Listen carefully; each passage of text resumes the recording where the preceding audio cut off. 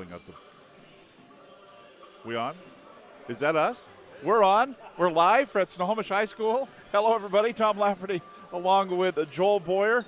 And we welcome you to the Keith Gilbertson Sports and Fitness Center at Snohomish High School. It's a doubleheader of girls basketball today at Snohomish. And a pair of teams coming up from Clark County, the Union Titans and the Prairie Falcons, and a pair of teams from the Snohomish School District, the Glacier Peak Grizzlies and the Snohomish Panthers. Girls basketball Saturday afternoon doubleheader. And Joel Boyer, what could be better than sitting watching a couple of basketball games on a kind of a drizzly Saturday afternoon? Oh, this is a great one, Tom. I mean, you look at the quality of teams. You got 4 teams here that are really all focused. And the whole reason we're watching these games in early mid-December, early in the season, which normally you don't kind of get till maybe the Christmas tournaments, right. Maybe some invitationals there. But we're getting these early, and it's all due to that RPI. That there's been a lot up and down, but I love it. I love it because you get to see these kind of games against teams that are traveling for the weekend just to see this, to be able to play these. It's awesome, and this is going to be 2 great games for us. And this would not surprise us. We'll see these 4 teams in about 2 months when we're down in the Tacoma Dome. Absolutely. It wouldn't surprise me to see any of these 4. And just looking at – Or all 4. Or all 4, absolutely. And looking at the ability that these teams have, and I did not get to watch those games last night because this is the second day of the flipping of the doubleheader, if you will.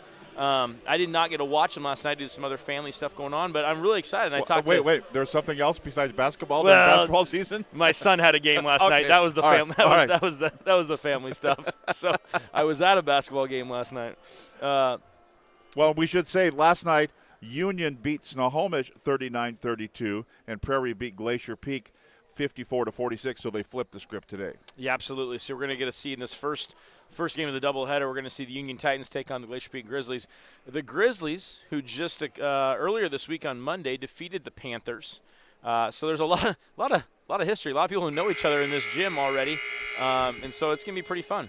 Well, and just to set it up even further, the athletic director at Union High School is Rory Rosenbaugh, a former Snohomish Panther, and then also, by the way, just won a state championship 1 week ago today with the Union Titans football team. And Jason Castro from Snohomish High School played baseball here. He's the athletic director at Prairie High School, so it's just really intermingled and intertwined, this whole thing. Absolutely, not to mention that Roy Rosenbaugh was the head coach at Glacier Peak as the football coach for 8 years, along with being a Snohomish. I mean, there's so many ties to this game. Well, Brian Hill coached here with Ken Roberts at Snohomish High School. He's the head coach at Glacier Peak. Oh, and that's one of the cool things that there's a lot of talk about Glacier Peak and Snohomish girls really being, Glacier Peak, I shouldn't say girls, just all of them being rivalries and all the different sports. And yet, in girls basketball, it is a rivalry. Snohomish only won one of the contests in the last 7 years, I believe. But Brian coached, I guess, like you said earlier with Ken. They're close friends. They talk often. They share scouting tips. They run similar plays. They run the same plays. A couple of years ago, we ran the same play, and then they ran the same play coming back at us. So there's a lot of camaraderie with that, and a lot of excitement to be able to travel together to play doubleheaders like this, and just great, good basketball. And the starters are being introduced, and we'll introduce them as we go along. For Glacier Peak, Haley Grambo, Maya Erling, Sydney Guffey, Aliyah Collins, and Tiara Holloman are the starters for the Glacier Peak Grizzlies. And for the Union Titans, Alexis Raymore, Tori Midland, Rebecca Barney, Abby Cape, and the last one to be introduced there was Mackenzie Lewis. The head coach of the Union Titans is Gary Mills, and the head coach of the Glacier Peak Grizzlies is Brian Hill. We'll come back after tonight's opening tip-off right after this. As records tumbled and enemies cried, came the birth of a legend. But we did not sleep. We did not rest. With knowledge gained and lessons learned, a legend was born to search and destroy.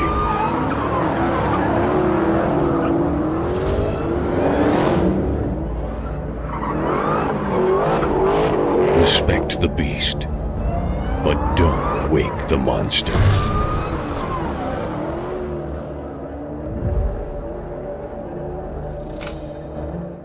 Thanks for being with us here on this Saturday afternoon. Our presenting sponsors on STSPN are Ace Hardware Stores in Lake Stevens and Everett, and Raritan's Dodge Chrysler Jeep. Our scoreboard sponsor today is GNS Heating and Cooling and Electric. So thanks to our sponsors. We'll give you other sponsors that are bringing you today's games as we go along here on STSPN. Tom Lafferty along with Joel Boyer. Alex Clausius on the book today. Todd Elvig at the controls here on STSPN, and we're ready to go. The officials, Jeff McClellan, Greg Osborne, and Pat Kaminsky. Jeff McClellan has the basketball on the far side.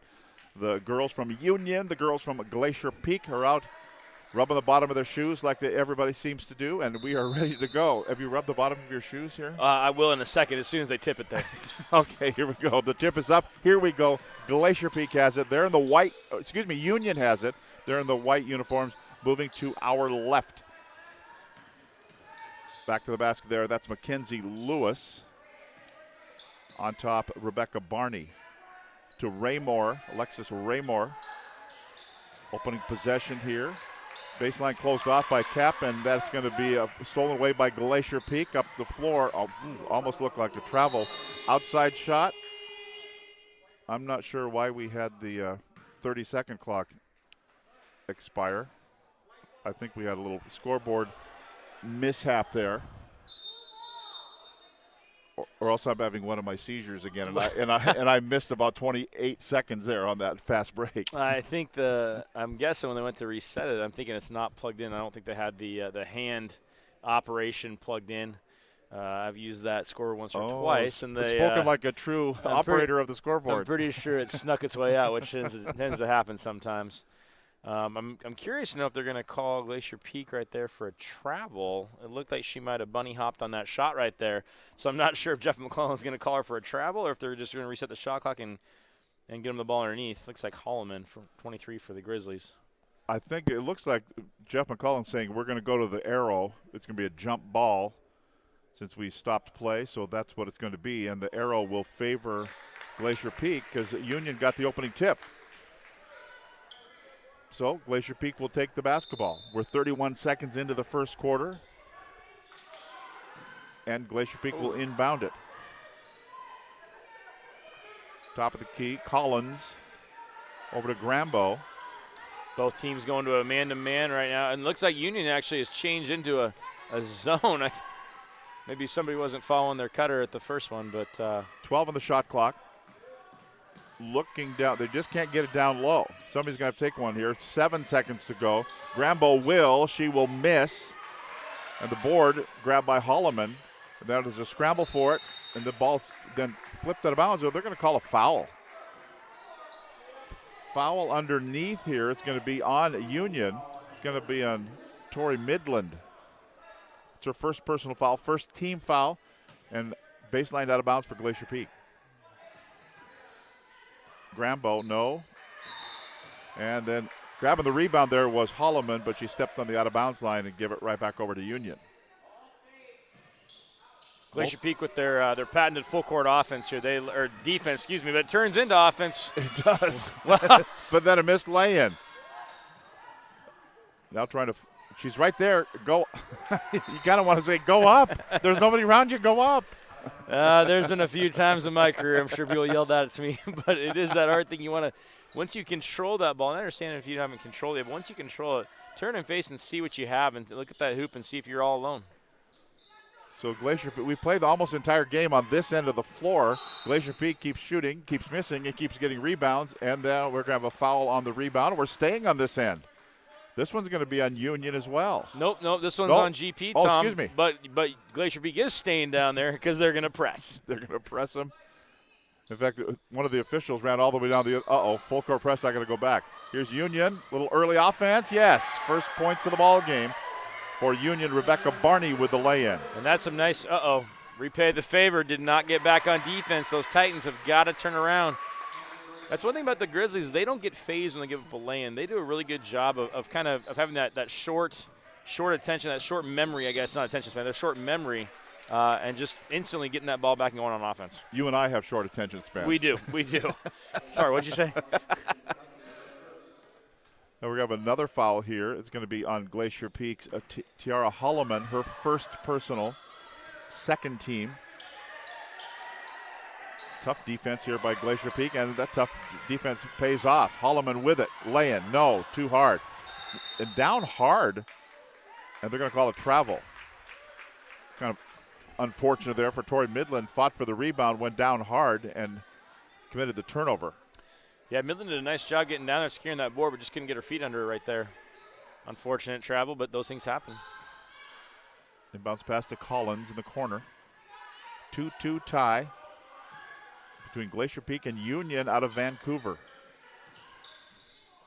It's Erling. Now down low for a lay-in. Sydney Guffey. Nice ball movement there. What a pretty extra pass right there by Holloman. She had a nice little 6'8" footer that I've seen her hit just earlier this week against Snohomish, but that was a great easy pass to Guffey. Man, that was a great easy steal by Grambo, and the timeout called on the floor. A little flurry of 4 points, and it's a 6-2 lead for Glacier Peak here at Snohomish High School. 5:31 to go in the first quarter. Back with more here on STSPN.com.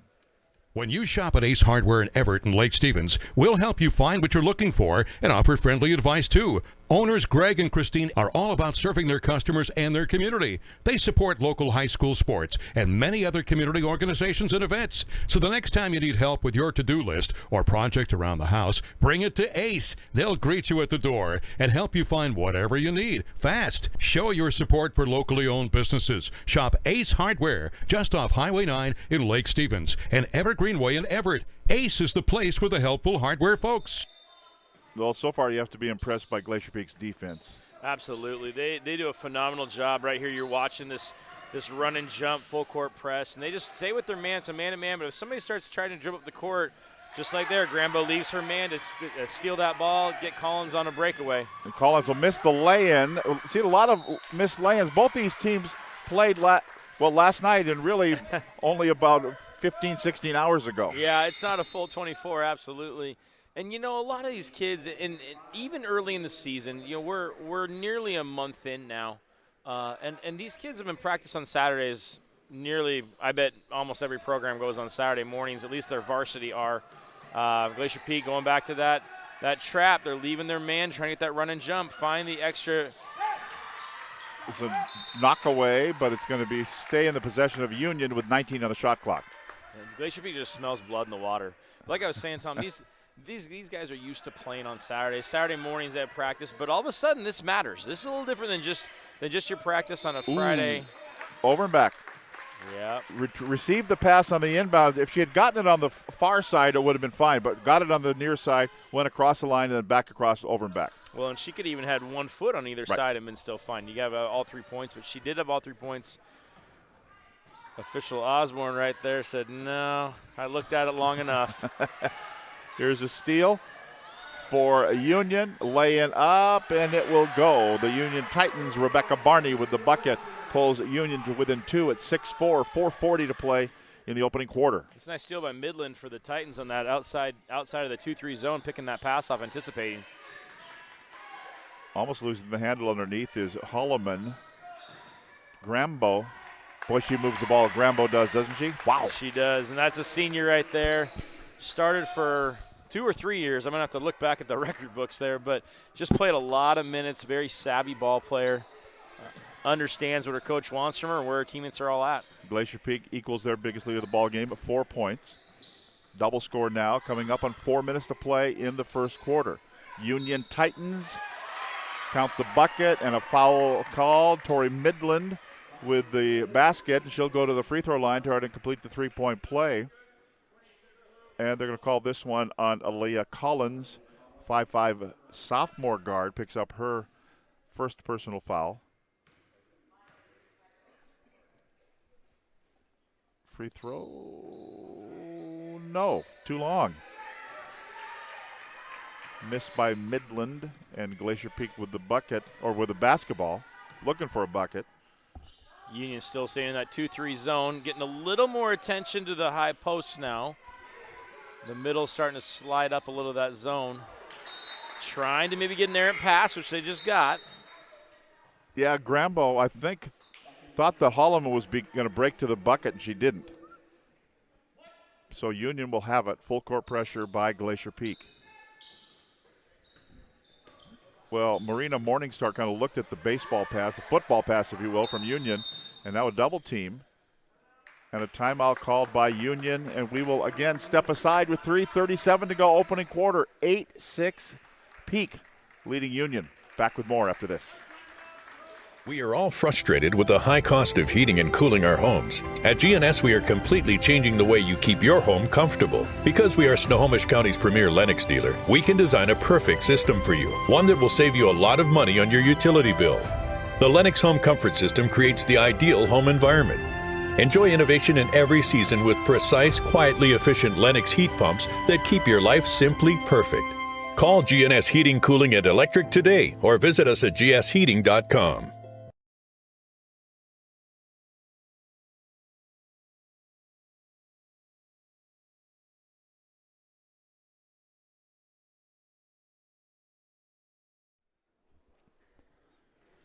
I think we were confused there. The scoreboard has Glacier Peak as the guest, although they're on the home bench, but they're wearing the away uniforms. Is that how we're figuring this out? That's exactly. You nailed it. You nailed it. I don't understand what the confusion could have been.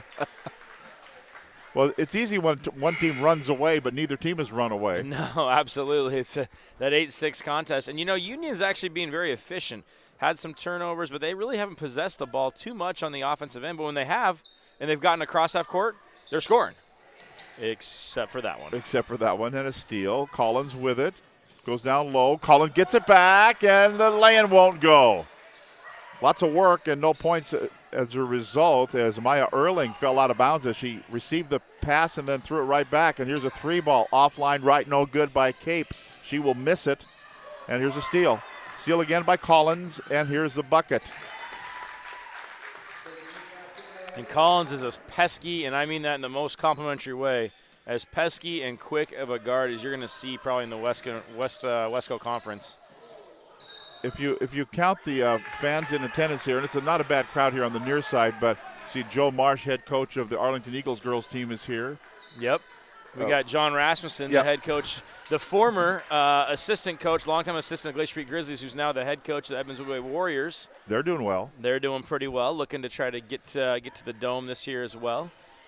And if you really want to go deep in the well, Joe Marsh just went up there and hugged Randy Richardson was her maiden name, but she played at Arlington years ago and is now the current Central Washington women's basketball coach. She's here watching this game, probably watching a couple recruits that she's got her eye on. Oh, there you go. So they're out on the recruiting trail here on a Saturday, Absolutely. too. Oh, those college coaches love a Saturday afternoon game. Because they play tonight. Absolutely. Here's a shot. Miss in the corner, left side by Collins. No good. Union grabs the rebound. Glacier Peak equals their biggest lead. They're up by 4 at 10-6. 2:26 to go in the first quarter. Ball was knocked out of bounds, so it will be inbounds here for Union with 24 on the 30-second shot clock. Glacier Peak man-to-man, half-court defense, but look at their trap right there. It's always a man-to-man, but you're never safe. You don't know if they're going to be coming for you. You're not sure if they're going to be trapping. And Glacier Peak does a really good job defensively of just when they smell that opportunity and they see that they kind of hedge right there on that screen, if they feel they have an opportunity to trap the ball handler, they're going to trap. And it's not necessarily going to be a call. It's just a recognition, a read by some basketball players who are doing a really good job playing together. Collins gets the foul, her second. But she'll stay out there. And inbounds here for Union. 2:13 to go, opening quarter. 4-point lead for Glacier Peak. Titans with the ball. Well, I guess the ball was knocked out of bounds. She kind of got clubbed in the side of the head there. Well, I think that was kind of one of those, I'm not going to call the foul, or I'm not going to call the ball out of bounds, let the foul go, and we'll just keep the ball for Union, which, I think most coaches would say you want that foul call, but at the same time, you like a flow of play, and you want that, if that call comes back to you the opposite way, you're okay with that. So I don't mind a little preventive officiating saying, hey, there was kind of an iffy foul. Let's keep the players in the game. Let's just keep the ball to Union. They have 21 on the shot clock and inbound it down to 10 now. Dribble drive. Mackenzie Lewis, long outside bomb. A 3-ball good by Abby Cape. And Abby Cape, only a freshman for the Union Titans, getting a lot of minutes here early. Obviously one of their up-and-coming stars that they're going to see for the future. 1 point lead for Glacier Peak. Grizzlies with the basketball, 14 on the shot clock. Dribbling in, underneath, too far. Rubino misses. Ball goes out of bounds. Last touch by Union. Glacier Peak retains. Never touched the rim, so we're at 10 on the shot clock. Or what are they saying? They're overruling them. So I think Pat Kaminsky might have made the wrong hand gesture right there and said that actually is Union ball, pointed the wrong way. So Union will take it, and they'll accept it graciously, except not that graciously. They throw it out of bounds. That is Union's 11th turnover. Oh, you're on the air, so you get to say that. Oh, he's not. Oh, your 11th turnover of the quarter. Yeah. Now you are. Cool. Ready to talk. If you're going to talk, if Alex is going to talk, we might as well have him on the air. But 11 turnovers. 11 turnovers in 7 minutes. That's not quite what they drew up, and yet. Tom. Down by one. Down by one. And with a steal. Absolutely. And the basketball. Abby Cape with it. I'm impressed with her. Almost stolen back. She gets it back. Nice ball movement. Ball doesn't touch the ground. Can't hit the lay-in. Missed underneath by Lily Caplice. And she will go to the line, and she'll try to give Union the lead. They had the lead early on 2-0. We've had one lead change and one tie in this ball game. And for as many turnovers as Union's had, you probably want to say there's probably nearly as many missed 5-footers or less for Glacier Peak. They've had a lot of opportunities to kind of spring this game and get a 6-8 point lead, and just haven't been able to execute those kind of chippies around the hoop, if you will. We'll kind of see which is gonna give. Grambo with the foul, her first, 5th team. Both free throws no good, so she can't give them the tie or the lead. And Glacier Peak has the basketball and a foul called underneath. Driving in was Gracie Godines, and then she's going to go to the free throw line. Grace will be there. Number 11 going to the line. Number 11 picks up the foul. Rebecca Barney for Union, her first. Team foul 2. And the free throw is good. 2-point lead. 11-9, 43.6 to go. First quarter at Snohomish High School. The Snohomish Panthers Prairie Falcons, second game of the doubleheader here on this Saturday afternoon. Next free throw good, 3-point lead. Now Union with the ball. That full court pressure by Glacier Peak. Lewis looking. 18 on the shot clock. Ball knocked away. Tough defensive pressure there by Glacier Peak. Rubino, though, and then the ball stripped away. Coach Gary Mills yelling Utah. He's wanted that for a couple possessions. I don't think he's gotten it yet. I don't believe so. If it is, I'm not sure I would run it again. Yeah, that didn't work for Mackenzie Lewis for Union. Down to 4 seconds, 3 seconds. Grambo laying at the horn right now. End of one quarter at Snohomish High School at the Keith Gilbertson Senior Sports and Fitness Center. It is the Glacier Peak Grizzlies 14 and the Union Titans 9. Back with more from Snohomish High School right after this timeout. Every year, thousands of groups depend on Adrenaline Fundraising to help reach their financial goals. Adrenaline Fundraising is about developing leaders through commitment, work ethic, and follow through. Adrenaline has several products including gold cards, coupon books, cookie dough, donation programs, and many other options to help teams raise the funds needed for their programs. Adrenaline's new app called UpPay will help teams raise money while providing their supporters the ability to earn cash back on everyday purchases at places like Starbucks, Nike, Red Robin, and over 200 plus national retailers. Adrenaline Fundraising is this season's sponsor of the STSPN's Play of the Game Award. McDaniel's Do It Center is located in beautiful Snohomish, Washington. Locally owned and operated for over 40 years, they are proud to provide the Snohomish Valley with exceptional hardware, tools, lawn and garden, and sporting goods products. Their commitment to delivering legendary customer service and their outstanding employees continue to make McDaniel's the best and one of the most recognized Do It Best centers in the nation. Stop by and experience for yourself the difference between McDaniel's and the big box stores. Discover why so many people are choosing to shop at McDaniel's. Welcome back to Snohomish High School. Union Titans and the Glacier Peak Grizzlies. Glacier Peak with a 14-9 lead. We get set to get underway in the second quarter. Let's take a look at the first quarter shooting. For the Glacier Peak Grizzlies, they went 6 of 16 from the field, 0 of 3 from three-point land. Leading scorer was Sydney Guffey with 8 points. For the Union Titans, they went 4 of 7 from the field, no three-point attempts.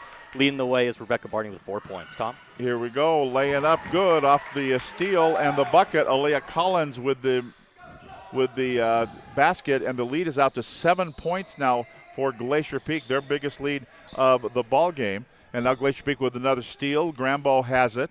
Gets it in the corner. Wide open for a three ball. Won't go. Bounce off the top of the backboard. And then standing out of bounds with it is Tori Midland. It'll be turned right back over to Union. And we're joined here in the press level by Rory Rosenbaugh, head football coach at the Union High School.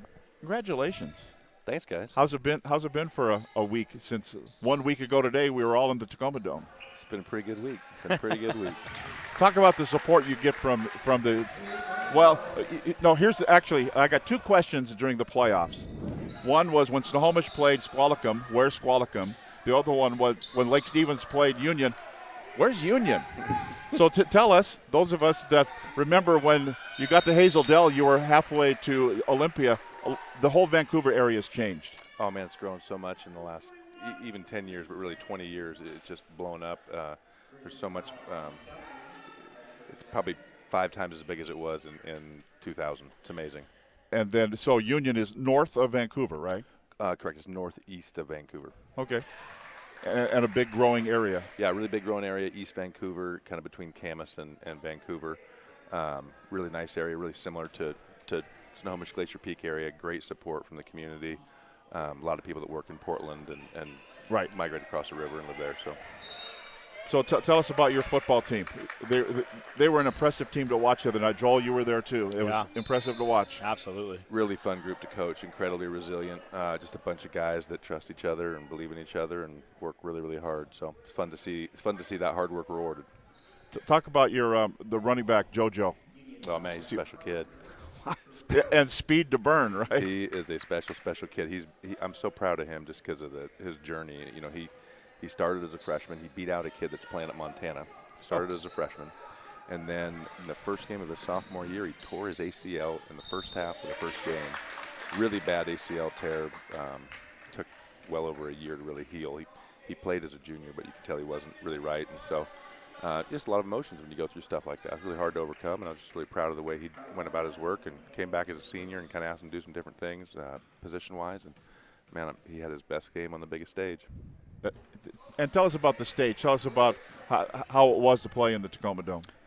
Oh, man, for anybody who grows up in the state of Washington, you know, as a football or basketball player, every time you drive by there, you say, someday I'm going to be there. Someday I'm going to play there. Or someday I'm going to coach there, or whatever that is. You know, it took a few years, but it was pretty surreal. It was pretty fun. I know our kids were really, really excited about it. Yeah, that's what you grow. If you're a high school football or basketball player in the state of Washington, that's the mecca right there.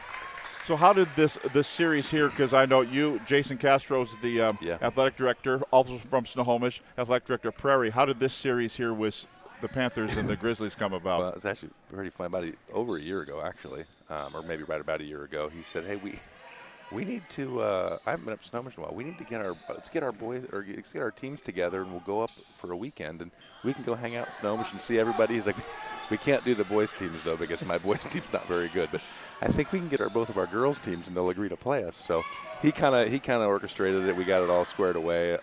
Really fun to be back. Really excited for him. He hasn't been back. This is the first time he's seen the school since it's been remodeled. So we were just taking him around, showing him everything, and just fun to let our girls come up here and compete against Snohomish and GP. Well, and besides, you've got a pretty good team, and Prairie's got a great team, and so you know it's good for the. Well, here it is again, RPI, right? It's good for both. Yeah, this should help all 4 teams involved. I think our Prairie is tremendous. I watched them play us, so they beat us by 30 about a week and a half ago, and man, they can play. And I think our girls are getting better. We unfortunately lost one of our team leaders before the season started with an ACL, and she's a difference maker point guard for us, Mason Oberg. But those girls are battling, getting better every single week, and coming up and competing against these two teams they'll just make us better. And Oberg's only a junior, is that correct? Correct, yeah. Okay. So she'll be back. Good. 19-12 the score here with Glacier Peak with the lead by 7 over the Union Titans. Plug some of your other sports. What's going on at Union High School? Oh, man, we had a great fall season. We had almost every single team qualified for regional tournament stuff. Our girls soccer team made it to the state tournament. Our girls swim team did really well. Volleyball finished one game shy of the state tournament, which they're getting a lot better. Fun, great time to be a Titan. Great time to be a Titan. How did you feel now that we're a year into it? And we were just talking to RPI a minute ago, but how did you feel about the whole seating committee, the way that all worked out? I think from a football standpoint, I think they did I guess you look at it, they did a relatively good job. I mean, you look at the final. Really, it's you want to make sure you get the top 8 right? And you definitely got to get the top 4 right. So when you look at the 1A through 4A, I think you only had one team that wasn't a 5 or higher that made it to the semifinals. Right. 5 is that? Maybe I think that's correct in the 2A. And then you pretty much all of the final games were either a 1, 2, or 3. So. I think they did a really good job. Obviously, I think there's things you can tweak. There's always things you can tweak to get a little bit better. But I think for a first go-around, I think it was really well received. And talk to me a little bit about that. It's different than you have in basketball, obviously, where it's an RPI. It's more of a computer-based kind of algorithm. But all of a sudden, you get into those playoff committees were made up of coaches, former coaches, I guess. Yeah. Talk about that human aspect, I guess, versus the computer. Is that something that you enjoy, having that humanistic side of it? I think they did a pretty good job. I think, obviously, one of the things they've talked about is maybe creating a moderator position where you're not actually part of that board, but you're just the guy that kind of keeps the conversation moving forward. Because I know a couple times there were times when they'd just get in an argument about teams and feel like you talk for 30 minutes and nothing would get resolved. And so they've talked about making some minor changes like that. But I think overall it was really good. I think the neat thing was I think coaches around the state were really receptive to opening up their video banks to those people on that committee, saying, okay, well, I live in Snohomish and I'm on the committee and I'm not getting over to Spokane very often, but I really want to watch you guys play so that I can, give an honest assessment of where I think you guys are. Right. And so those guys would open up their huddle accounts and make their video banks available. So I think that was really big. I think, in the past you've had people say, well, they make a poll. Well, I've never even seen this team play. I just heard good things about them, so I'm going to put them at number 3. But, when you watch 6 or 7 or 8 games on a team, you feel like you have a pretty good idea of where they are. So I think that was a big deal. Did anybody go through and maybe take last year's bracket, and what would it have been had it not been seeded? Yeah, they did that actually. Well, they did it from an RPI standpoint. Right. They used an RPI-based deal from last year's, and it would have looked tremendously different. I know that I took a look at it and said we wouldn't have had to play Sumner in the first round. That would have been really nice, but you've got to beat them at some point, right? Right. But yeah, we looked at that and what that would look like when they were still looking at an RPI piece before they made the decision to go with the other way. So I think it was really good. I think they made the right decision. I think they'll continue to work to make it a little bit better. And as long as coaches are willing to share that video, right? And sure. Because these guys really want to do a good job, so they want to look at that film and be able to evaluate. And I think it's going to be really good, successful. Well, yeah, and it's not something that you're going to start making up your mind on Thursday as you're heading down there on Sunday to make it. You got to work on it the whole season. Oh yeah, absolutely. The guys that I talked to, they're on the committee. We had a couple guys from Southwest lobbying. Washington. Were you lobbying for your team? No. Hey, are we uncovering something? Pretty good lobbying if he did. They won the state title as the 1 seed. We'll just take wherever you put us, we'll go play who you put in front of us. We just knew we needed to. We take care of business and win out. We felt like, and it's intentional, right? You make a really tough schedule for us so that we get tested and we know what we're about, and so that when anybody comes and says, are these guys really number 1, we'll look at the road they took, Right. So I was really proud of our kids because we put a gauntlet in front of them and they answered the bell every time. But I think those guys, they said week 7, 8, 9 they're already building their top 16, and then they would tweak it each week and look at it and say, so they went up there, here's who I think, let's have a discussion about it. And honestly I don't think there were too many, from my understanding at the 4A. There wasn't a whole lot of discussion except for a couple little areas, kind of one at the front end in that 3, 4, 5, or 2, 3, 4, 5, I guess, and then in that 14, 15, 16, everybody else was pretty much in agreement on kind of where everybody fell. So right. It was good. Well, and I think when you look at those and you look at the results of it, I mean, in the 4A, I think it was the 9 beat the 8. Well, maybe they should have been the 8. Oh, well, they played each other in their first round anyway. Right. It doesn't really – that one doesn't really make a difference. No. So, I think that, and then here, and there's another one was a 12 beat of 5 on a Hail Mary on the last play of the game. The clock had already expired. I mean, those are the kind of things that's why you play the game. That's what makes it fun about it. So it seemed like they did a fantastic job, just as an outsider looking in. But having when they have a 1 seed actually win it, and they play a 3 seed, and the 3 seed beat the 2 seed. Those are the kind of things that I think everybody wants to see late in the season. One question I do have for you is you go from playing outdoors all season long, and it's getting colder and colder and wetter and colder. I know my son played in that championship game for Lake Stevens against you guys, and he was hacking up his lungs for about the 2 weeks before that. And all of a sudden, I asked him after the game, and he was pretty demoralized. He said, well, it sure was a lot warmer. Oh, man. And I think when you go inside, but how does that going inside, and not just the temperature, but kind of the playing field and that kind of thing, did that affect you guys at all? Did that affect the team? Did you see slipping, anything like that? The playing surface, what's always the concern at Tacoma is that it's, there's not a great pad down below that. And I remember when I played in there, it was basically like a piece of carpet. You put some Visqueen down and on cement and let's go play, And I was so surprised. I got out there, and I think it was brand new, and the pad was really thick. It was really soft. So that's always the concern, is it's going to be a little bit slick, and then it's going to be when guys hit the ground that those impacts take a greater toll, and you worry about guys hitting their head on a hard surface. And it was a great pad. It was super, super soft. So kudos to the Tacoma Dome for getting that done. I thought it was a really good playing surface. No seams or anything, so that was really good. And for the Tacoma, and it has to be portable. They can't leave it out. Exactly. It can't be like at your school. You put it down and it stays there. Every 5 yards. Yeah. It's 5-yard strips. They roll it up. They take it out and put it back in once a year. Yeah, because Justin Timberlake's here next Tuesday. Exactly. Yeah. We're not leaving that thing down for him. They'll take it up. So, no, it was good. I think you prepare all week. We actually took our kids down to Corvallis and went to the indoor facility one day just because I wanted them to catch balls looking up at a roof. It looks a little different. So I think that was valuable. I think the first hour of that practice was horrible, which was good, right? And then they get used to seeing it. They get used to the new environment, and it's like, okay, guys, it's just football. This field's the same size. Let's go play. So I think that was helpful. I know Tom's the same way. But you make a lot of friends in this business over the years, and you're getting calls from. I'm getting calls from Skyline going, hey, make sure you have fans. Make sure you have this. So, we had a couple fans at each end of the player box blowing, which kind of helps keep the temperature down. We had the ice towels for the kids.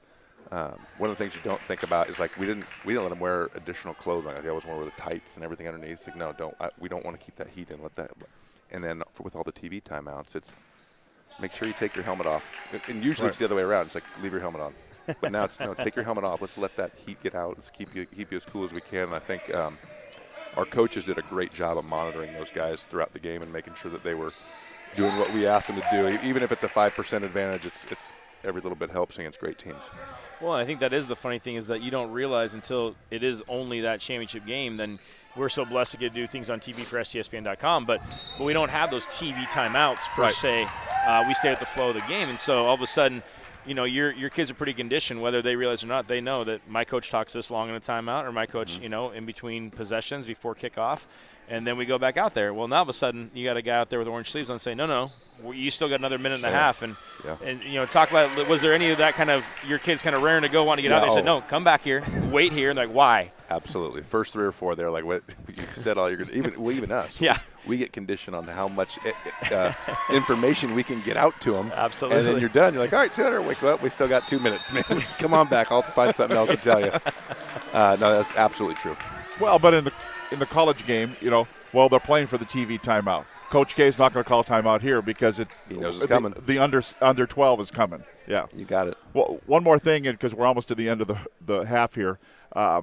Talk about the coaches when you played here. Who influenced you, and do you ever find yourself yelling at a kid and going, "Oh my God, I'm Dick Armstrong"?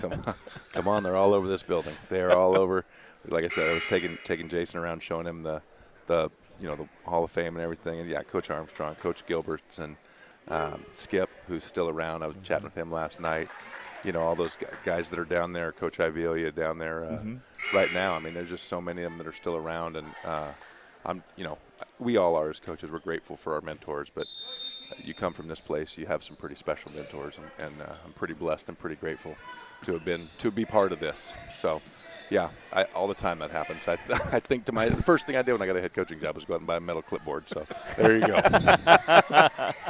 Well, Coach Rory Roosevelt, again, congratulations on a state football championship. Congratulations on athletic director at Union High School, and but you're down by 12. Yeah, now. we got some work to do, guys. You better get down there and give him a speech. No, Coach Mills got him. He'll get them locked in. I'm not worried. Well, and let's be honest. Anytime it can help all 4 teams, it's great getting these early season matchups for the girls. So you want to win. There's no doubt about it. But regardless of that, it's going to help your RPI because Glacier Peak, win or lose, is going to be another fantastic team. It's going to help you down the road. So yeah, absolutely. And just the travel, taking this trip and spend the night somewhere and having to go through that routine and learn that, it's going to help these girls.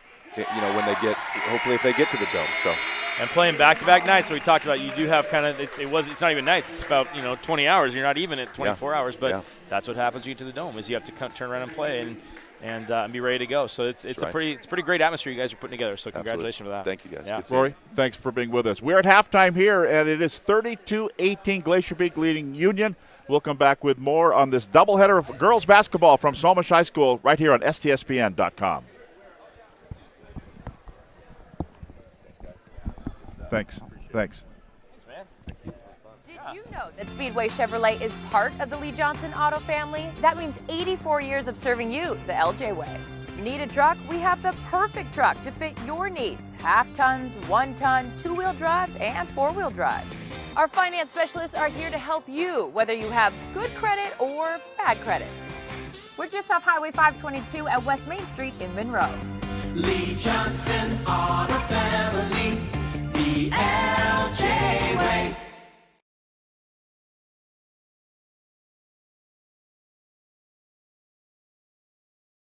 Ho, ho, go! I think my ride's due for an upgrade.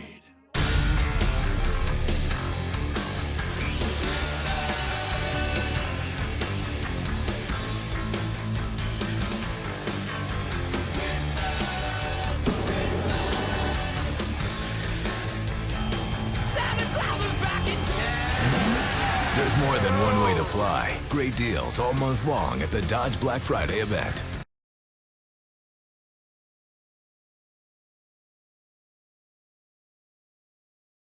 When you shop at Ace Hardware in Everett and Lake Stevens, we'll help you find what you're looking for and offer friendly advice too. Owners Greg and Christine are all about serving their customers and their community. They support local high school sports and many other community organizations and events. So the next time you need help with your to-do list or project around the house, bring it to Ace. They'll greet you at the door and help you find whatever you need fast. Show your support for locally owned businesses. Shop Ace Hardware just off Highway 9 in Lake Stevens and Everett Greenway in Everett. Ace is the place for the helpful hardware folks.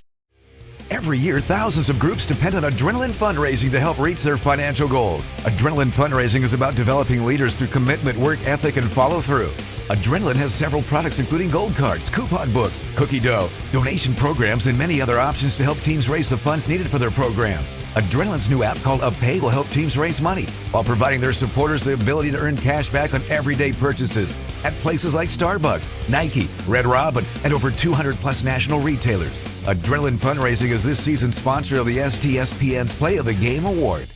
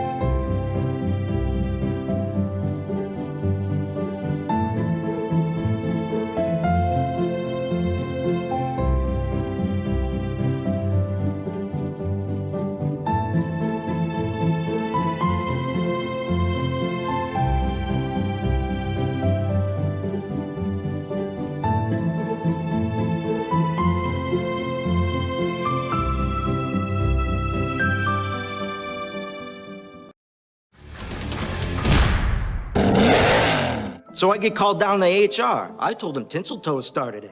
I was working on that all-sled drive system with that front axle disconnect when that idiot blasts me with a grease gun. So I call him a half-wit, which is being generous.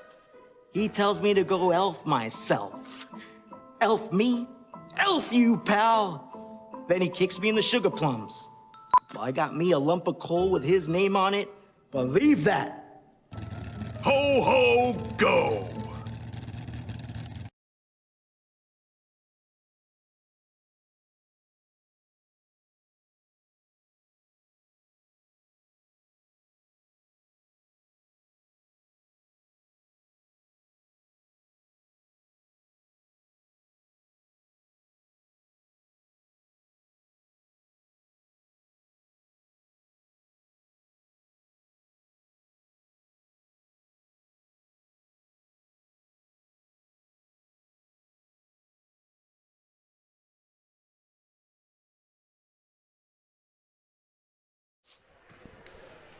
Welcome back to Snohomish High School, our doubleheader of girls basketball here at SHS, the Keith Gilbertson Sports and Fitness Center.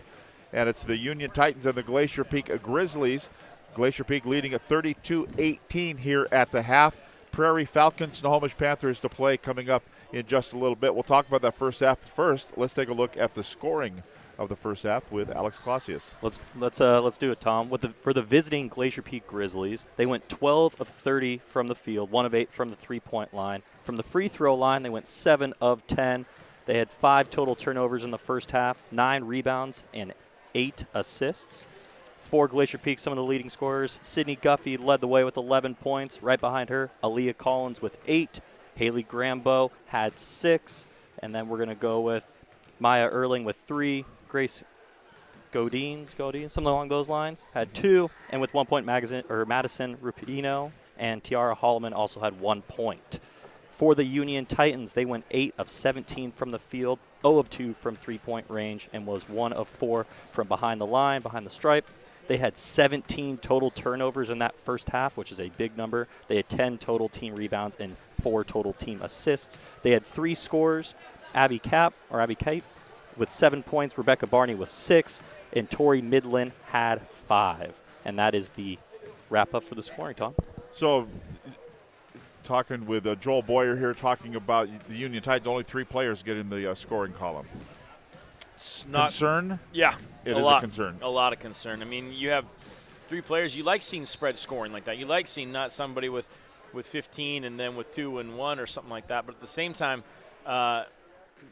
if Union's going to make a push here, and hearing from athletic director Roy Rosenbaugh and chatting a little bit with the boys head coach at Union for basketball is a close friend of mine. He told me even before the season even started that the poor girls lost a phenomenal player, their leader and their best scorer to an ACL. That I think it was Mason Oberg, excuse me. And you know, when you have those kinds of things, and I think that's probably where you see some of Allie Cape's playing time coming from being the freshman and doing a great job while at it. But it's really difficult, especially when you lose that point guard in Oberg, to play against a really savvy full court pressure like Glacier Peaks that can take a phenomenal point guard and maybe one that's a very veteran one that's used to seeing these kinds of things and expecting it, but all of a sudden that same pressure is put towards a freshman or a player that maybe is playing a little bit different role due to an injury.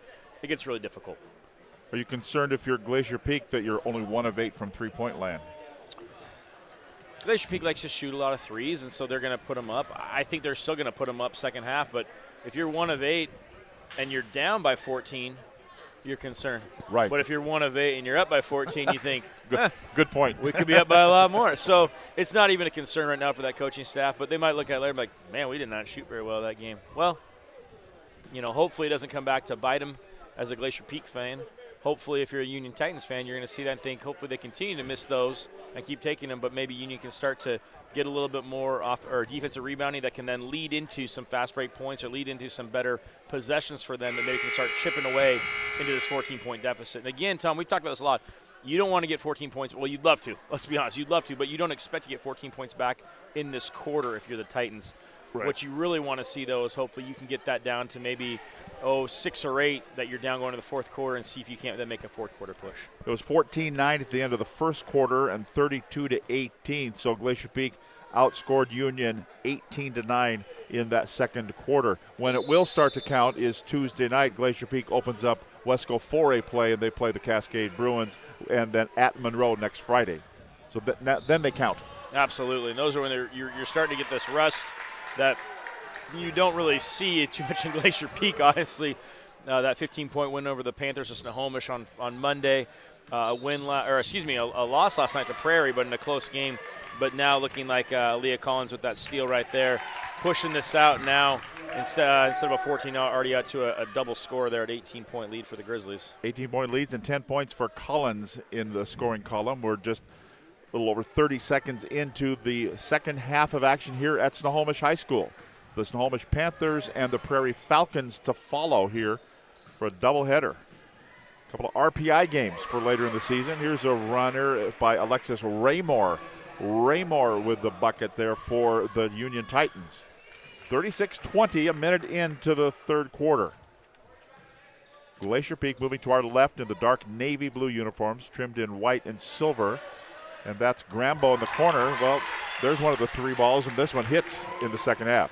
And Union right there is playing, looks like to be a 1-3-1 that's dropping maybe into a 1-2-2 right there when the ball goes to the corner. The difficult thing about doing that for Union, I think that might be a good defense for them when things are inside. But Glacier Peak going 1 of 8 in the first half, like you talked about from three-point land. I expect them to shoot a lot better in the second half, as you saw Grambo put that one down. This is on the last possession. Glacier Peak can get hot in a hurry, and you really want to make sure you get on those shooters. That was Tori Midland with the bucket for a Union. Now back the other way, Glacier Peak with it. They're looking to try to go down low to Holloman, but they got it inside to Collins, and a foul is going to be called, and Aaliyah Collins will be at the free throw line for the Grizzlies. And the foul is going to be whistled here on Tori Midland for Union. That's her third personal foul. Free throw, good for Collins. Last night, Union beat Snohomish 39-32. And Prairie beat Glacier Peak 54-46. Today, Glacier Peak here in game one of the doubleheader, trying to turn the score around and get a win to try to split the weekend. And Tom, some of the fun things about these early games, we keep talking, is you have those situations that come up, and they're coming up against a really good team. One that it's neat to see, and Coach Brian Hill for the Grizzlies excited that Aaliyah Collins picked up 2 fouls in the first quarter. Right. And she had, I think there was 2 minutes left in the first quarter, and he left her in there and said, "You're going to play through it. You're going to stay." And me, not being her coach, thinking, "Oh boy, that's a little risky. You don't want that kid to get in foul trouble for you." And yet here she is, 5:40 left in the third quarter, and she still only has 2 fouls. And so that's something that you're able to see, and you know Brian Hill was trusting her to not get that extra one, and she didn't. Because if you have 3 fouls in that first half, that's something you're probably going to have to sit that person, or you're going to have to really be risky with that play. But she was able to play through that. Then is that something that you can, down the road, and you're playing Redmond in the West King tournament, and she gets 2 early fouls, and you can think, well, I know she knows how to play the rest of the half without getting another foul. And I think you absolutely say, I know she's capable of that. We've seen her do that. We've seen her do that in early December, in mid-December, in a game that was against a good opponent. Right. But you also then have to factor in what does your gut tell you as a coach?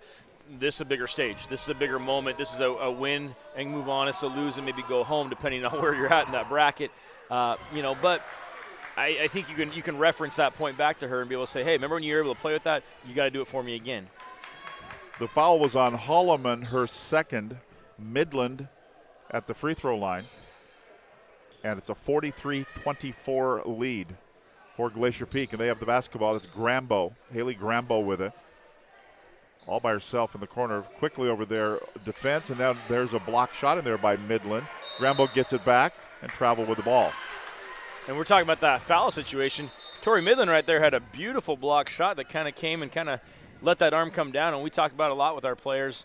In the past, we always say if you bring that arm down when you're swatting, a lot of times that's where the call gets made. If you leave it up high and try to tip that ball at the point of leaving the hand, that's where you can block that cleanly. Tori Midland's got 3 fouls, and she's definitely one of the leading scorers here for the Union Titans. She's playing through this right now and was even still being aggressive on that end. So, Coach for Union is going to have to determine. Brian Mills is going to have to see, is this what he wants to do? Is this what he wants to continue with? in the corner. And now there's a little scramble for it. It's going to be grabbed by Collins for the Grizzlies. 1 on 5. She thinks better of it. Kicks it back out for an open 3 ball that won't go. That's a miss there by Guffey. And Union will grab the rebound. And then, yeah, they're going to call the foul. Little over-aggressive there for Tiara Holloman. little excited down there, wanting a little bit more. And so that's her 3rd personal foul. So she'll pick up the foul. Brian Hill kind of talking with his assistants. Do we want to put somebody in? He finally gets up and he's going to decide. Yeah, I guess we do. Let's make some changes. And those are the things that you need to discover. And you also know your players. You know your personnel. Which players, and a lot of times grade does play into it. But it's not the hard and fast rule. If I have a sophomore that she's a really okay, I was going to say you savvy, said grade, heady, but you're talking right. grade. Sorry, yes, sophomore, junior, freshman, absolutely. whatever. Yep, okay. Yep. That can really play a factor in that. Generally, your upperclassmen tend to understand that. I know the situation, Coach. I know I need to not foul again. I know how to stay out of that. I know how to limit myself a little bit. Where younger players, that freshman, sophomore, sometimes they kind of play at that same speed regardless of the number of fouls. You need to hope they can adjust that. But clearly, I mean, Leah Collins is a perfect example right here. A sophomore who, for Brian Hill, is able to play through those 2 fouls and still be aggressive and not pick up the extra 3rd foul. You know, and for the uninitiated, let's talk a little bit about, because we said it right from the outset. We talked with Coach Rory Rosenbaum about RPI. Let's talk about what RPI means. What RPI means to a Snohomish and a Glacier Peak and a Union and a Prairie. Sure. And again, like we had talked about, there's been some tweaking of it, and so things are tweaked. So now the RPI system, it's a statewide ranking system based on 3 different things. One is based on your winning percentage. So if you win a game, that's obviously win-loss. Win-loss, that helps you, all right? And that's worth 40% of the entire 100% system that they use. Another component, is your opponent's record. Quite the battle underneath for rebounding right there. Grambo in the middle of it. That's not something that has been – it's not the first time it's ever been said that Grambo's in the middle of it. That girl knows how to play and put her nose in places and really be pesky and be quite a force. But another thing that comes into play, Tom, is your opponent's record. So, yes, you won, but you beat a team that unfortunately is 0-15. Right. That's not considered as great of a win as opposed to, last night, Glacier Peak and Prairie. Prairie is going to really benefit from that win because Glacier Peak is going to have they'll have a very solid season. I think they're going to be really pushing for an opportunity to get to the Dome.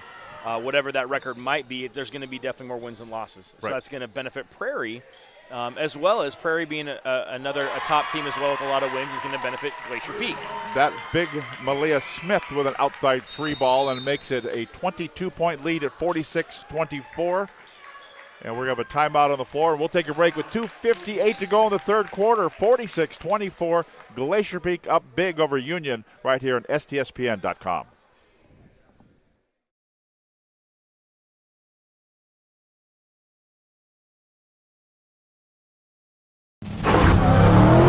As records tumbled and enemies cried, came the birth of a legend.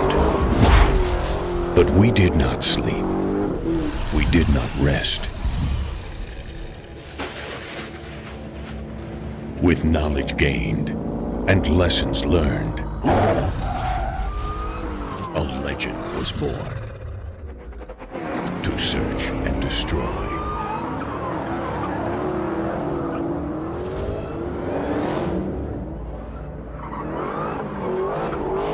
Respect the beast, but don't wake the monster.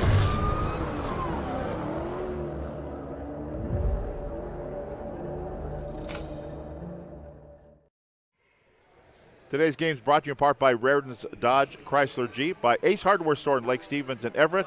Our scoreboard sponsor is GNS Heating, Cooling, and Electric. And our free throw sponsors tonight are Gamut 360 Holdings and Speedway Chevrolet here on STSPN.com. Tom Lafferty along with Joel Boyer. Alex Clausius on the stats as well. Todd Elvig got the controls here in Snohomish, and a little breakaway lay-in up and good. That bucket for Union by Rebecca Barney, and it's a 20-point lead for Glacier Peak, 46-26. So, Joel, what does RPI stand for? Well, we had that nice – I asked that question. I said, please tell me you're not going to ask me what it stands for because I do not know. Luckily, Alex was able to beat Johnny on the spot and knew it already and then was able to prove it by his portable device.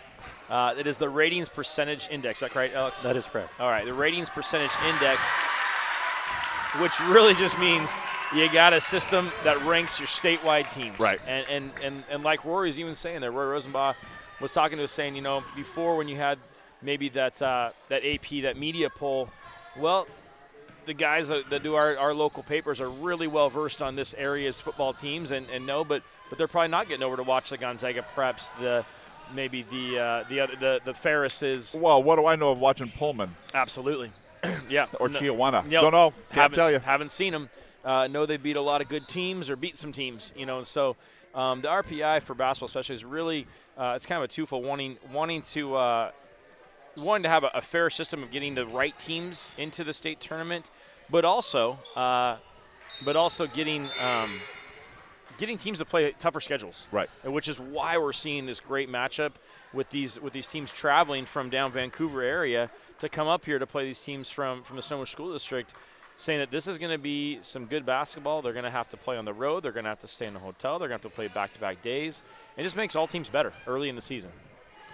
And the better teams need to keep themselves better. If you're a lower-tier team, a bottom third of a league, bottom third of a district team, it doesn't play in as much. Right.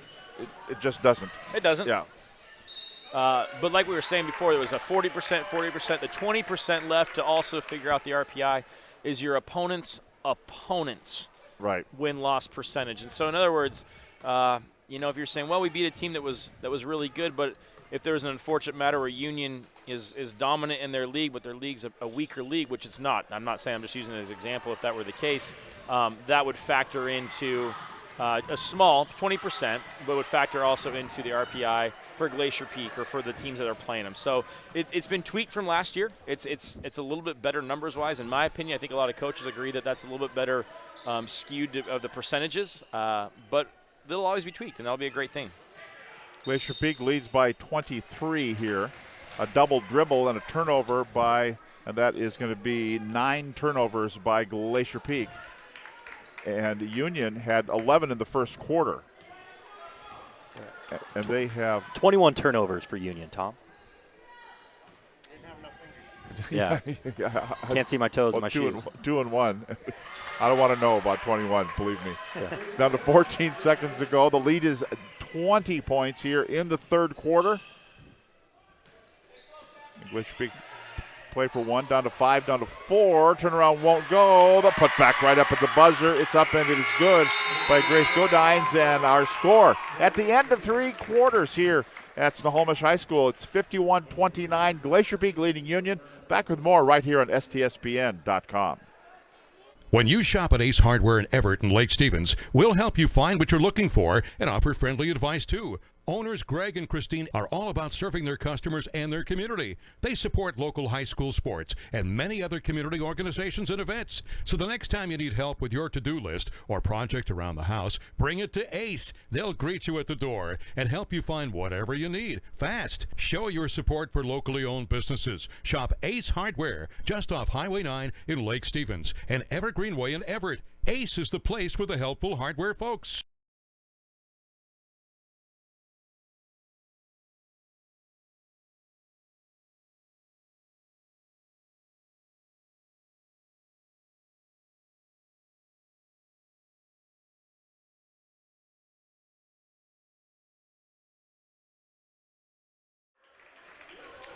And we welcome you back here to Snohomish High School, and the coaches are out in force, and we see Ken Roberts across the way, and he's with the Central Washington University women's head basketball coach. Yeah, Randy Richardson Thornley, a former standout player at Arlington High School, went on to play at University of Wyoming, had a great career there, and came back and was an assistant with Joe Marsh at the Arlington Eagles a handful of years ago, and then had the opportunity to start coaching some college, and has now progressed into being the head coach at Central Washington, which is a great fit for her. She's absolutely one. She's a dear friend of mine who I just really respect her opinion of basketball and really respect her passion for the game. And there's actually had a nice little pipeline of Wesco talent heading there. Jasmine Edwards from Linwood, who was a part of a state championship a few years back for Linwood. She's also got Arlington's Brown. Yep. Their shooter from last year has gone there, and she's known and coached her for years from when she was a little girl. So there's kind of a familiarity there. There's also been some Sadie Mensing from Glacier Peak has gone and played there. And so there's just a bevy of talent in this area of women's basketball. I think we kind of get complacent a little bit, not realizing how good of teams and how good of players we have in this area. And you start looking at they're going to college like, wow, there's a lot. And maybe not on Pac-12 rosters, but a lot on Division IIs, Division IIIs are going on to play beyond high school. And that's just it's an awesome thing when you see players able to go on and continue their love for the game, continue their passion for it, and go play at a level they're able to play at. Regardless, I can't stand that moniker D1. Sometimes that just means you're going to go sit on the end of a bench for 4 years and get some awesome gear. But I love it when kids go to a place that they can go impact the game and enjoy doing it. And, whether it's Division I or NAI or Division III, you go play somewhere you can play. And if that's something that you love, you can make that happen. So love it when you see kids go on and continue to play at the next level because they choose to. Well, and let's face it, we've done enough games together, and we go to the state tournament. Mm-hmm. When you do see somebody out on the floor, you go, okay, he or she, that's a D1 player. Absolutely. There's a few that we saw last year. I remember looking at when we were at the Dome. It was like, wow. We've seen a lot of basketball, Tom, and there's things you say, oh, that's a nice player. That's a good shot, or that's a good team. But then you have those moments you're like, wow. Yeah. I've seen a lot of basketball, and I have not seen that too many times. And it's just really special when you get to watch that. Well, on the boys' side in the Western Conference, John Brockman, Ryan Appleby. Sure. Hello? Yeah, absolutely. They play the D1. On the girls' side, we've had a whole bunch, too. Yep. And it's special when you see those kids be able to go on. I mean, I think you can, the first ones you might talk about the Kingmas. Both Christy and Kelly be able to go play at University of Washington. Kirsten Brockman, a close friend and graduated with her from Snohomish years ago that she went and played at University of Washington. And the irony was Kirsten, when she went to UW, she was one of a 3-person recruiting class, and the other 3, well, it was one from Arlington and one from Meadowdale, and all 3 went to UW. So they didn't have to really go too far, the Dohertys, to recruit and find players for their roster. So we have a lot of talent in this area that is able to go on, and like we said, if they are going on to a Pac-12 or going on Division I, great. But if they're going to other places, that's pretty special too. So Union with the basketball, down by 20, and now here's a steal. Right in the middle of it, Haley Grambo, we said it before. Now she kind of slaloms her way up and goes down, can't hit the rebound. Found her teammate, Tiara Holloman. She kind of short-armed that lay-in, and it wouldn't go. It'll be out of bounds, though, and it'll be last touched by a Union. So Glacier Peak retains possession in their front court. And they'll throw it in. 5:13 to go in this one, a 20-point lead. Been pretty much all Glacier Peak here in this ball game. Yeah, ever since that end of that first quarter, I think Glacier Peak's really kind of found their niche there. And that right there, that's a great call right there. You think so? I think I saw that from the start, and Tiara Holloman right there really did picking up her 4th foul on that one, but I thought she really bought and earned that one. Just too much imposition of her will of really trying to force the issue. I did think that was an offensive foul. Just a little too much body as she tried to gain position. Here's a 3 on the way that won't go for Union's Rebecca Barney. Rebound controlled by Collins. Looking for Holloman, but Grambo's there. Too hard off the window. Put back won't go. And a foul is going to be called. Called it underneath. It's going to be on Glacier Peak again. Glacier Peak. Okay. Now you're going wishy-washy. You're not sure on that one. I'm the Lord giveth, the Lord taketh away. I'm not so sure. She just didn't get her feet taken out right, or they're just not able to find her feet right there. But I really do like this Union Titans team here that is still fighting, is still playing hard. And Abby Cape here. Yep.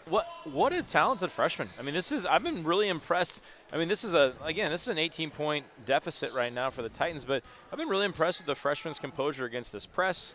It's not easy. I've seen phenomenal players that are older than her play this Glacier Peak team as point guards and just be really kind of demoralized. It's difficult. Befuddled. Absolutely. Bamboozled, yeah. Yeah, and Brian Hill for the Grizzlies has had a bevy of talent come through, just really athletic talent, that they're able to play this style for a handful of years now with different groups of stars coming through.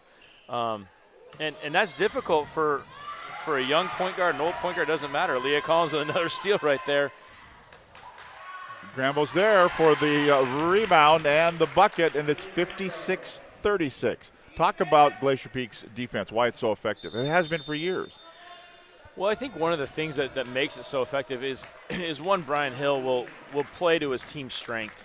But the thing that's been really beneficial for them is their strength has been kind of the same strength over and over in the past 5-6 years. Where speaking of D1 players. Oh, you can really run any defense you want when you got Division I players, and they're probably going to make it look good. But I think Brian's been really blessed with a lot of athletic talent that's very quick, that's very fast. And when you have quick and fast players, you are able to put more pressure. But they do a good job of giving a lot of freedom to their players to kind of, as they see fit, and to run certain sets, of course, and to run certain man-to-man or zone presses. But they give freedom to those players to be basketball players and to read and to see that, I think they're going to make here. I'm going to leave my responsibility. I'm going to go jump this passing lane. And it's difficult for high school players to make people pay when the defense gets a little over-aggressive. Right. And there's been times that I've seen Glacier Peak, when they go to the state tournament, times be exposed a little bit in that way because you maybe a little overly aggressive. And yet it's rare that happens because they have great athletes that are able to adjust on the fly as well and read correctly. So credit to the coaching staff for putting them in the right positions and the right presses and the right situations and teach them how to play hard and physical and tough. But credit to the players to be basketball players and to read things and to see, where should I go with this ball? What should I do with this ball? I'm gonna jump that passing lane. And so they've been it's been like kind of a special blend, you could say, on both sides. And talking to Brian a number of times as a good friend, that he says, I've been really fortunate with the talent I have. So he does a good job putting in the right places, but he's had some great talent. And Glacier Peak going with a whole new 5 out there now. Here's a little runner up and good for Union. That's Marina Morningstar. Pretty much the second units are playing on both sides here. This final 3:14 of the game. It's 56-38, an 18-point lead for Glacier Peak. Out at the right side, that's Ella Smith. Smith gets it back down low. It goes back to Smith again. She'll swing it to Malia Smith. Along the baseline, got Ella and Malia out there. I'm guessing sisters. A sophomore and a junior. I'm guessing. I've always said that about you. Although Smith and Smith. It was Smith and Smith.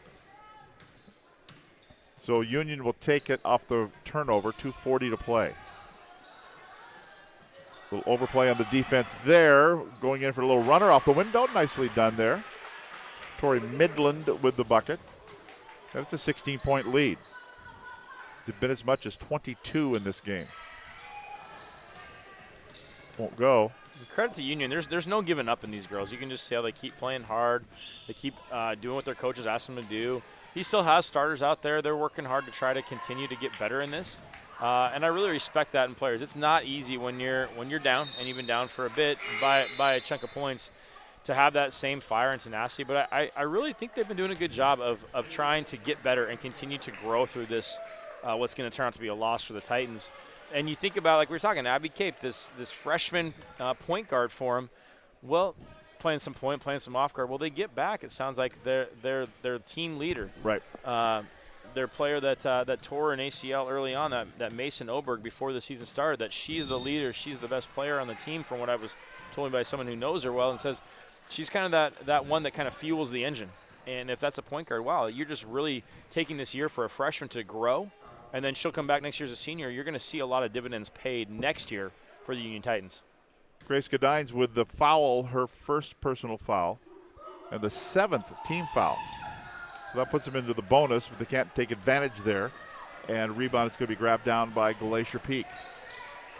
Corner three goes bang for Ella Smith with the bucket, and the lead is back to 19 points. That was nicely done in rhythm. Absolutely. Catch it and fire it, and it goes in. 59-40, minute and a half to go. And one of the things I really appreciate watching, I love it when you see a second squad kind of in there, kind of that second team that doesn't get as much playing time in. And I love when you see when I'm scoring, you look to the bench, you can tell a lot about a program, you can tell a lot about a team based on how that bench of players reacts when the players who are typically the subs who are on the bench a lot, cheering for those stars. How do those stars react when that sub scores? And you can watch that Glacier Peak bench and be really pleased and impressed by, there's a lot of excitement on that bench, a lot of jumping up and down, cheering, getting off their seats to really be excited for their teammates. Keneal Carpenter at the free throw line. First one was good, second one is good. After Goodines had picked up her second consecutive foul. Minute 20 to go. Lead is 17 points for Glacier Peak. Trying to split the defense there. Rubino with the miss. Goes back and travels with the basketball. Gambit 360 Holdings is a leading builder of new homes and commercial properties in Western Washington. Gambit 360 Holdings has built a reputation for honest communication, exceptional customer service, and superior craftsmanship since 2003. Our 360-degree construction approach guarantees each project is designed and built with you in mind, matching first-class materials with the highest construction standards. From the planning stages to the final walkthroughs, Gambit 360 delivers trusted, sustainable investments that exceed owner expectations and transform Northwest neighborhoods. Inside a minute to play. Still working hard on both ends. And that'll be free throws coming up here for Keneal Carpenter again. And they're going to catch Maddie Thomas with the foul.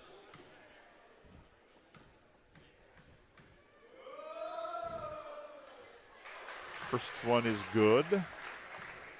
Snohomish and Prairie, second game of the doubleheader here. Scheduled for a 3 o'clock start. Second is good. So it's 15 points. Pretty much going to be the margin here. See what happens here. The final 40 seconds of the game.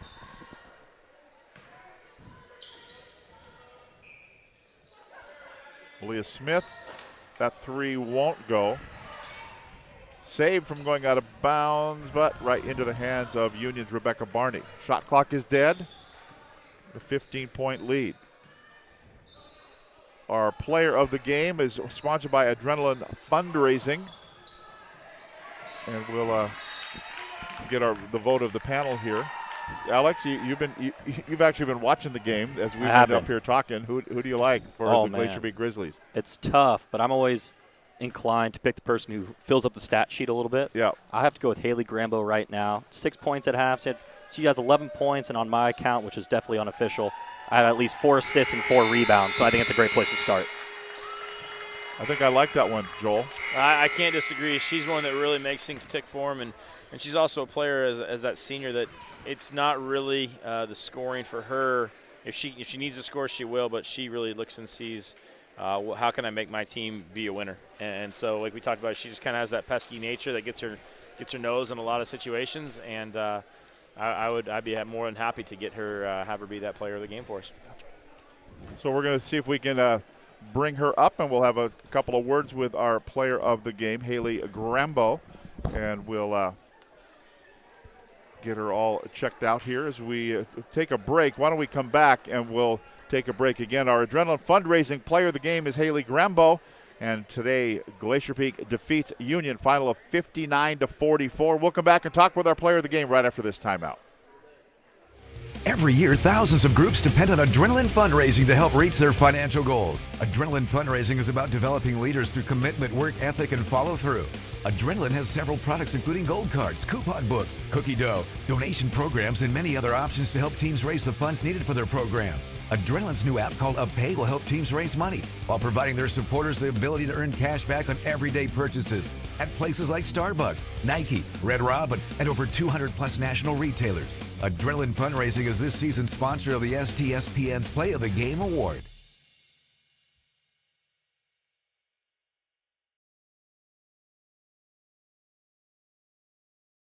Oh, no. And welcome back here to Snohomish High School. First game of the doubleheaders in the books, and the Glacier Peak Grizzlies defeat the Union Titans final 59-44. Haley Grambo is our Adrenaline Fundraising Player of the Game. The first question I have, did you have fun out there today? Yeah, it was really fun. Why is basketball fun? Well, my teammates, we just love to run the floor and play hard defense and work hard and be disciplined. We just like to run, honestly. Most teams don't like to do that, but we love it. And you like playing that full court pressure the whole time? That's the best. It's so fun. Well, there's a lot of times that teams like to run on offense. Yeah. But they don't always like to run on defense and kind of have that soaring pressure. And you guys do that so well, and that's something that we talked about. You guys change things up. Is that more of a coach demands out of you, or you guys have fallen in love with it that you'll do whatever?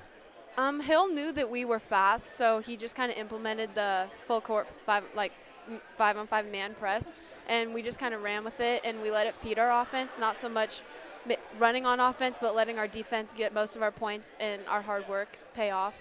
And we just we control what we can control and play hard. That's our favorite thing to do. So talking about what you can control. Tough game last night. You guys turn around less than 24 hours later. Yeah. Generally, you guys have a couple days off between games. You can kind of get back to the drawing board. Didn't have practice. You guys have a walkthrough this morning or no? We came here early and we just shot around, had fun, yeah. But how did that work for you guys? Because tough loss last night to a really good Prairie team. We talked about that a little bit. But you guys turned around and we're ready to play, and that was awesome. Did you guys talk about that as players? Or that just sometimes comes naturally for you?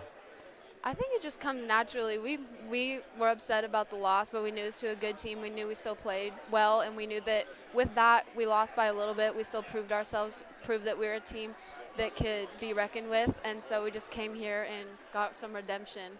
I don't know, we were excited to run a little bit because we didn't get to run as much last night because they were also very fast and kind of had the same strategy as us, so we knew that this team had a different strategy, and we were excited to run and get some points. Talk about your teammates. Who's it fun to run with? Who's your starting five along with you? Aaliyah and Maya and Sydney, and our fifth changes, but it's like Madison and Malia and Tiara, and my favorite is Aaliyah. Like we are always just up the court. We're the first ones up the court. Same with Maya, and we just love running. Like if someone gets a tip, someone's going to be there to catch it and run, and it's just so fun. And now Tuesday the games start to count, though, right? Yeah. Cascade. Definitely. Yeah, that's our first game, really. Yeah. Next Tuesday. Yeah. Okay. Into league play. There you go. Well, but you know what? That's good, Coach. She's focused. One game at a time, she's been focused right? On One this game. That's it. I was like, okay. Yep. She's the kid you love that's going to say, hey, what time's the bus sleep? I'll be there. Yeah. It doesn't matter we play. We're going to go out and play hard. Well, congratulations on the win. There you go. That's Haley Grambo, our player of the game, brought to you by Adrenaline Fundraising. Every year, thousands of groups depend on Adrenaline Fundraising to help reach their financial goals. Adrenaline has several products, including gold cards, coupon books, cookie dough, donation programs, and many other options to help teams raise the funds needed for their programs. Adrenaline Fundraiser is this season's sponsor of the STSPN's Player of the Game Award. Again, the final score today, the Glacier Peak Grizzlies 59, the Union Titans 44. Thanks for being with us. For Joel Boyer and Alex Glacier, for Todd Elvig, stay with us. We will have the Snohomish Panthers and the Prairie Falcons coming up in just a little while right here on STSPN.com.